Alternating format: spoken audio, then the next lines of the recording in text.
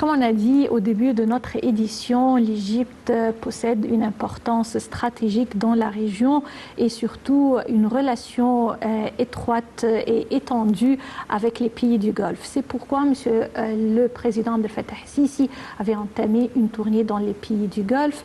Actuellement, il est dans cette deuxième étape de sa tournée où il se trouve à Manama, à Bahreïn, où il a eu des entretiens et des sommets avec le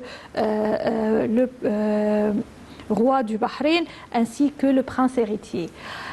Avant cette étape, Monsieur le Président a également visité Oman, où il a été reçu par le sultan d'Oman.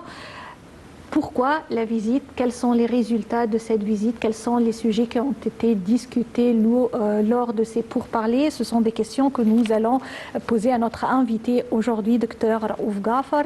Bonsoir, Dr Raouf. Bonsoir. Quand on parle d'une tournée pareille, ce n'est pas la première tournée, mais dans ce temps, c'est une tournée qui s'avère importante, puisqu'on témoignait de changements dans le monde entier et bien sûr dans la région. Cette tournée, l'échange de points de vue et également les déclarations qui ont eu lieu après ces pourparlers nous donnent beaucoup d'indices en ce qui concerne la politique générale de la région et également les points de vue qui sont vraiment sur les bons rails entre les pays du Golfe et l'Égypte. On commence avec l'étape actuelle de Bahreïn à Manama. Concernant les relations bilatérales entre les deux pays, comment on peut les qualifier? Adjectif qualificatif, excellente relation. Vraiment. Sur tous les niveaux, c'est-à-dire relations personnelles entre les deux chefs d'État, le roi et notre président. Excellente sur le plan gouvernemental, excellente, et les deux peuples excellente. Donc, sur tous les niveaux, c'est une relation ancienne et en même temps très très bonne. Et ça devient de plus en plus fort. Et c'est pour ça que nous pouvons remarquer que le roi de Bahreïn, il aime l'Égypte, personnellement. Et je pense que c'est le chef d'État, le roi, le souverain, c'est-à-dire qui vient en Égypte le plus. Il aime l'Égypte et il voyage pour l'Égypte plusieurs fois par an. Oui. Donc c'est une relation excellente sur le plan politique et personnel. Et également au cours de cette visite de Monsieur le Président, un sommet a eu lieu bien sûr entre Monsieur le Président Al-Fattah el-Sisi et le roi du Bahreïn, Hamad Ben Issa Al Khalifa, et plusieurs accords ont été signés au cours de cette visite. Sur quel point nous allons voir réaliser ces accords? Bon, l'Égypte, dans les dernières années, a mis un effort vraiment remarquable et colossal sur le plan infrastructure. Donc, le président avait cette bonne vision de préparer son pays, le nôtre d'ailleurs, pour être un bon environnement pour les investisseurs. Oui. Donc maintenant, c'est juste une affaire de marketing, comment dire, pour attirer les capitaux arabes d'ailleurs en Égypte. Donc nous aspirons à augmenter les investissements arabes en Égypte et sur le plan économique, le but de cette visite, c'est d'encourager les capitaux. Nous savons que Bahreïn, c'est un centre financier très important, d'ailleurs, pour de longues années. Et c'est important de montrer que nous sommes prêts et que les capitaux et les investisseurs. Il est temps qu'ils viennent. Et maintenant qu'on a ouvert un peu disons la porte, c'est-à-dire maintenant ils ont le choix d'investir dans des projets qui existent, dans la bourse, ou bien commencer leur entreprise dès le commencement. Donc c'est plus large et ça leur donne plus de liberté pour choisir leur domaine d'investissement. Oui, et parmi les domaines les plus importants d'échange commercial entre l'Égypte et Bahreïn s'avère bien sûr le secteur de construction. L'Égypte avait contribué beaucoup à la construction de Bahreïn et contribue jusqu'à maintenant. Également, il existe quelques projets bahreïniens en Égypte concernant le même secteur. Et la continuation de ces projets marque l'excellence des deux côtés en ce qui concerne ce domaine. Oui, absolument. Si les deux côtés ne sont pas satisfaits de ce qu'ils ont fait, ils ne vont pas continuer. Donc, non, ils ont des projets très réussis et c'est pour ça qu'on continue ici et là-bas.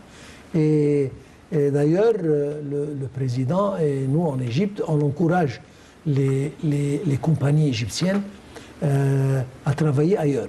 Donc, nous voyons maintenant des sociétés égyptiennes qui mènent des travaux, des projets partout, dans beaucoup de pays arabes et de pays africains. Mais on parle particulièrement en Bahreïn, oui, il y a beaucoup d'entreprises égyptiennes qui travaillent là-bas, et sur le plan construction. Et comme vous l'avez dit, il y a beaucoup de capital qui viennent en provenance de Bahreïn dans ce secteur. Et je pense que on peut parler d'exportation de divers produits au Bahreïn. Je pense que maintenant l'échange nous sommes à 500 millions de dollars, ça doit augmenter. Je pense qu'après une visite pareille, ce chiffre va doubler peut-être. Oui, parmi les questions les plus importantes qui ont été discutées au cours des pourparlers lors de la visite de Monsieur le Président à Bahreïn, figure également la coopération entre les pays arabes et la stabilité dans la région, puisque un point de vue et également une action commune entre les pays arabes, c'est le seul garantie pour avoir la sécurité et également la stabilité dans la région face à des défis qu'affronte notre région du Moyen-Orient. C'est un dossier très important. L'Égypte a plusieurs fois affiché son opinion que la sécurité des pays du Golfe reste une priorité et une importance stratégique pour l'Égypte. De même, on a vu les déclarations de Bahreïn que les droits de l'Égypte dans les sources de l'eau sont indispensables et indiscutables. Cette notion ou ce dossier de sécurité et de stabilité pour la région, comment peut-on le voir, comment peut-on vraiment le réaliser avec les défis qu'on affronte actuellement? Des défis continus, incessables, c'est-à-dire on termine, on se débarrasse d'un autre appareil, etc. Et malheureusement, ce sont des défis que nous n'avons rien à faire. C'est-à-dire, ils ne sont pas générés d'ici, ils viennent d'ailleurs, mais ils se reflètent justement partout dans le monde et nous sommes une partie. Et comme vous l'avez dit, oui, la sécurité, disons, du Golfe a été un but très important et le président d'ailleurs a confirmé à plusieurs reprises que c'est l'extension de la stabilité et la sécurité de l'Égypte. Oui. Donc ce front d'ailleurs, de l'autre côté du Golfe, il y a déjà un petit défi qui se présente et il faut trouver une solution, mais maintenant on a appris d'ailleurs de toutes les crises qu'on a confrontées durant les dernières années que c'est la raison du plus fort qui gouverne. Il faut, même si on négocie, même si on doit être fort. Et cette force vient de l'unité. Donc il faut qu'on mette nos mains les uns avec les autres pour créer un front très solide et pour que notre position dans les négociations, si jamais, soit une position forte. C'est pour ça que cela arrive avec les visites des deux côtés. Oui. Alors, puisqu'on parle de cette sécurité stratégique importante pour l'Égypte et les relations solides avec les pays du Golfe, comme on a dit, c'est la deuxième étape d'une visite dans les pays du Golfe. Maintenant à Manama, avant, Monsieur le Président se trouvait à la capitale omanaise Mascate, où il s'est entretenu hier au palais Al-Aamir avec le sultan Haytham Ben Tariq Al Saïd, portant sur les relations bilatérales et également les questions d'intérêt commun. Monsieur le Président s'est entretenu également à Bahreïn, à Oman, avec des représentants du monde des affaires et des chefs de grandes entreprises du sultanat d'Oman, après une rencontre avec le vice-premier ministre d'Oman, Saïd Fahd Ben Mahmoud Al Saïd. Alors, bref, c'était une visite avec plusieurs facettes à traiter. Regardons ensemble ce commentaire avant d'analyser l'importance de cette visite.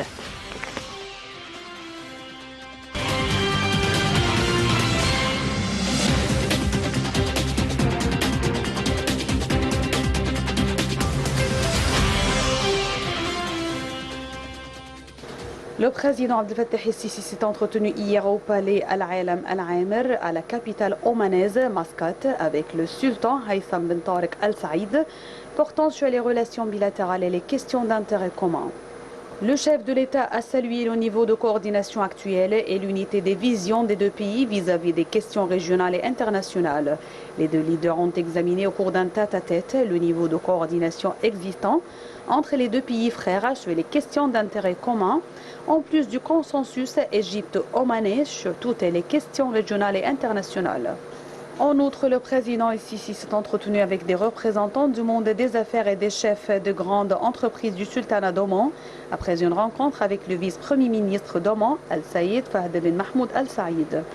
Le président el-Sisi a souligné l'aspiration de l'Égypte à développer une coopération avec le sultanat d'Oman, fraternelle dans un cadre durable d'intégration économique et de coopération stratégique, notamment à la lumière des grands défis des crises sécuritaires, économiques et sociales qui sévissent dans la région.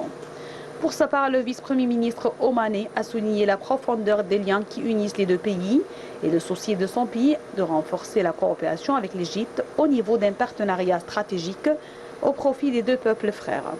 Lors de son entretien avec les représentants du monde des affaires et des chefs de grandes entreprises du sultanat d'Oman, le chef de l'État a salué l'évolution positive des relations économiques et commerciales entre les deux pays au cours de la dernière période, expliquant à cet égard les diverses opportunités d'investissement offertes par les méga-projets mis en œuvre en Égypte, au premier rang desquels l'axe de développement de la zone du canal de Suez, qui comprend plusieurs zones industrielles et une importante logistique qui offre des opportunités prometteuses aux entreprises omanaises désireuses de profiter de la position stratégique de l'Égypte.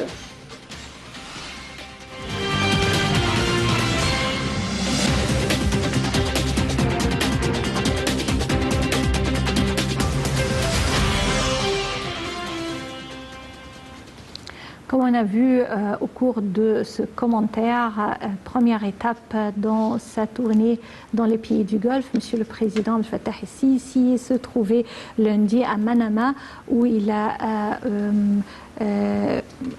été reçu par à Mascate, je veux dire, avant Manama, pour des discussions avec le sultan Haytham Ben Tariq Al Saïd et les hauts responsables, ainsi que des hommes d'affaires omanais. Avec nous aujourd'hui, Dr Raouf Ghaffar, afin d'analyser l'importance de cette tournée dans les pays du Golfe. Alors là, c'est une première étape qui vient couronner des relations solides depuis des années et des années avec le sultanat d'Oman, et vraiment des points de vue qui sont identiques ou similaires en ce qui concerne plusieurs dossiers, en ce qui concerne la lutte contre l'insécurité, le terrorisme et également en ce qui concerne la volonté de relancer les relations économiques et commerciales entre les deux pays. Selon vous, pourquoi cette visite s'avère-t-elle importante maintenant? Ça veut dire dans ce temps-là, avec tout ce qu'on affronte. Premièrement, c'est la première visite du président Sisi à Oman.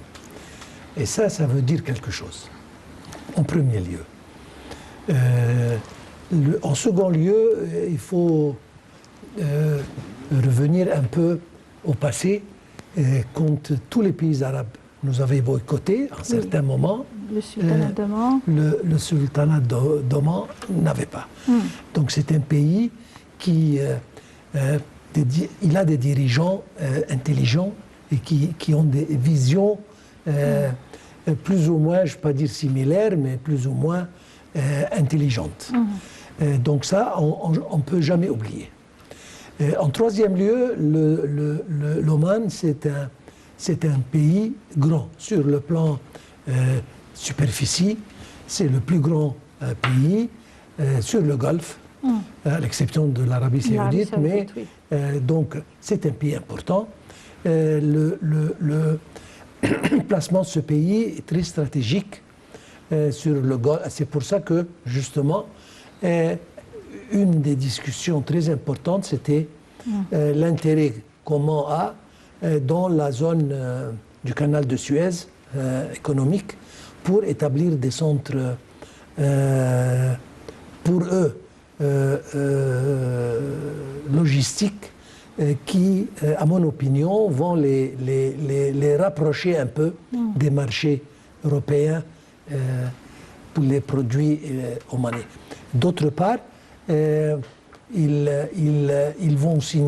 ont déjà signé des accords sur le plan économique pour ajouter aux produits qui sont exportés à Oman des nouveaux produits et en même temps à augmenter les investissements omanais en Égypte. C'est pour ça que il y a les hommes d'affaires, ils ont eu une session importante, ils ont discuté les possibilités d'échanger les idées et augmenter justement les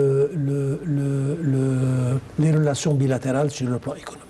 C'est vrai qu'il y a eu une appréciation de la part de Monsieur le Président et du Sultan d'Oman de la coordination et la convergence des points de vue entre les deux pays concernant plusieurs dossiers. Également, comme vous l'avez mentionné, il y aura un nouvel élan qui sera donné à l'investissement omanais direct en Égypte et cela nous donne vraiment espoir que la période à venir va témoigner d'une prospérité économique en Égypte, puisque même avant cette tournée dans les pays du Golfe, on a vu l'arrivée du prince héritier de l'Arabie Saoudite et quand il était en Égypte, il y a eu des discussions également concernant des investissements directs saoudiens en Égypte, maintenant avec deux grands pays du Golfe, le sultanat d'Oman et également Bahreïn, et avec pas des promesses, mais ce sont des accords signés pour réaliser des projets. On voit une relation économique prospère pour les deux côtés. Absolument. Et on doit ajouter la visite du prince de Qatar encore. C'est un pays petit géographiquement, mais important.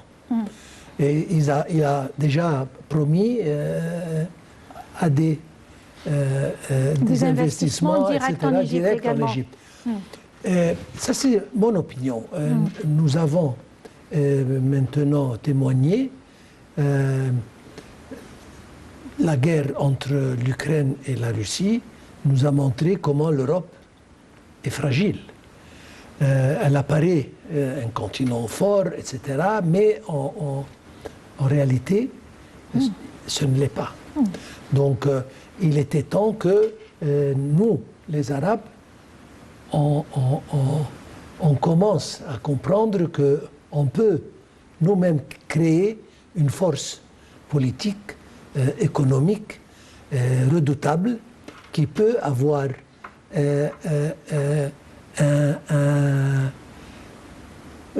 une haute voix, disons, sur le plan mondial. Oui. Et c'est justement ce qui arrive. On doit toujours avoir en tête que le président américain, il se rend dans la région dans quelques semaines ou quelques jours peut-être, et qu'il faut, quand on lui parle, quand on discute avec lui, lui montrer que nous sommes forts. Et que quand il parle, c'est un rival et non pas... c'est un partenariat équitable. Absolument. C'est pour ça que je pense qu'une des raisons importantes de ces voyages qui ont eu lieu et de ces tournées, visites de notre président et des chefs d'État des autres pays en Égypte, c'est justement pour essayer de créer cette solidarité, non seulement pour le président américain, mais en général. Il faut absolument, premièrement, on doit dépendre sur soi-même, maintenant que, voilà, nous voyons que l'approvisionnement par exemple, de gaz de la Russie pour l'Europe sont arrêtés. L'Europe est en panne. On voit que les produits, le blé, etc., en provenance de l'Ukraine, ont créé un problème, une pénurie, partout dans le monde. Donc, il faut dépendre sur soi-même, sur le plan nourriture, sur le plan défense, sur le plan tout. Et c'est pour ça que on a commencé à voir que les pays arabes, justement, se mettent ensemble pour justement former ce mur, disons, très solide vis-à-vis tout ce qui arrive. Oui. Toujours à Manama, le ministre des Affaires étrangères, Sameh Choukri, avait tenu une conférence de presse conjointe avec son homologue bahreïni, Abdellatif El-Zayani. Au cours de la conférence, M. Abdellatif El-Zayani a déclaré que les deux côtés ont examiné les moyens de renforcer la coopération bilatérale dans les domaines économiques et commerciaux. Ils ont affirmé la nécessité d'aboutir à une solution au conflit israélo-palestinien, ce dossier qui persiste toujours. Le chef de la diplomatie bahreïnie a d'autre part souligné l'attachement du roi Hamad Ben Aïssa aux droits hydrauliques de l'Égypte, une déclaration très importante concernant les droits de l'Égypte pour avoir l'eau qui est vraiment une priorité pour l'Égypte et pour la région. De son côté, le chef de la diplomatie Sameh Choukri a déclaré que le président Al-Sisi et le roi du Bahreïn ont examiné les moyens de renforcer les relations entre les deux pays dans tous les domaines, en particulier bien sûr les côtés économiques. Il a ajouté que les deux leaders ont examiné les moyens de lutter contre le terrorisme et également préserver la sécurité et la stabilité dans la région, et que l'Égypte considère que la stabilité et la sécurité dans la région des pays du Golfe est indispensable pour toute la région. Retour encore une fois en Égypte, où l'Égypte célèbre demain le 9e anniversaire de la révolution du 30 juin. Si on parle de ces réussites diplomatiques, on doit dire que vraiment on est fier de notre pays, l'Égypte, parce que il y a quelque temps, ce n'était pas le cas. On ne voyait pas les leaders arabes qui venaient rendre visite et demander consultation avec l'Égypte. On ne voyait pas les initiatives de venir investir en Égypte comme on le voit actuellement. Bien sûr, c'est le fruit d'un effort de la part du président Al-Fattah el-Sisi et de l'État égyptien afin de reprendre le devant de la scène. On le voit sur le plan diplomatique. Personne ne peut le nier et on doit célébrer ces réussites ensemble à la veille du 30 juin. Absolument. Un changement vraiment à 180 degrés, c'est-à-dire sur le plan mondial, européen, américain, asiatique, arabe, africain, dans toutes les directions. Notre administration, notre président a réussi à repénétrer, si je veux dire, partout dans le monde. Et basé sur des relations, comme vous l'avez dit, qui maintiennent un respect et l'intérêt des deux pays. Et c'est pour ça que maintenant l'Égypte est redevenue un pays pivotal dans la région. Et ça, c'est grâce aux efforts. Si on parle économie, un investisseur, il cherche un endroit où il peut gagner. Il ne fait pas ça par charité. Il veut venir pour gagner de l'argent. Et donc, on devait se préparer. Et c'est justement ce qu'on a fait durant les dernières 8 années maintenant. On a préparé notre pays. On a souffert, nous les Égyptiens, un tout petit peu, mais nous avions, et notre administration et président, la clairvoyance de savoir comment utiliser les fonds et les aides et les prêts qui étaient disponibles de la Banque mondiale, de l'FMI, etc. Et nous les avons utilisés dans leur propre domaine pour maximiser les gains et les profits. Et nous avons vu des révolutions, si je peux dire, dans l'électricité, dans les réseaux routiers, dans les chemins ferriers, c'est-à-dire tout ce qui a à faire avec les méga-projets, infrastructures, élargissement du canal de Suez, etc., etc., etc. Tout vise vers la préparation de l'environnement en Égypte pour recevoir des investisseurs, des investissements. Alors, comme on a dit, l'Égypte célèbre demain le 9e anniversaire de la révolution du 30 juin. Et à cette occasion, le Premier ministre, Dr Mostafa Madbouli, a félicité le président Abdel Fattah el-Sisi, les membres du gouvernement et également le peuple égyptien. Il a affirmé que la révolution est un tournant dans l'histoire de l'Égypte, surtout avec les manifestations par des millions d'Égyptiens contre les complots visant à effacer l'identité de la patrie et porter atteinte à sa sécurité. Et ce sont des manifestations du peuple qui a voulu stabilité et également sauver l'Égypte, et ils ont réussi à le faire. Le Premier ministre a confirmé que le gouvernement poursuivrait le travail et la construction sous la conduite du président Al-Sisi pour atteindre des objectifs du développement et renforcer la position de l'Égypte au niveau régional et mondial. Et toujours à l'occasion du 9e anniversaire de la révolution du 30 juin, le chef de l'autorité nationale des médias, Hussein Zain, a félicité le président Abdel Fattah el-Sisi et le peuple égyptien.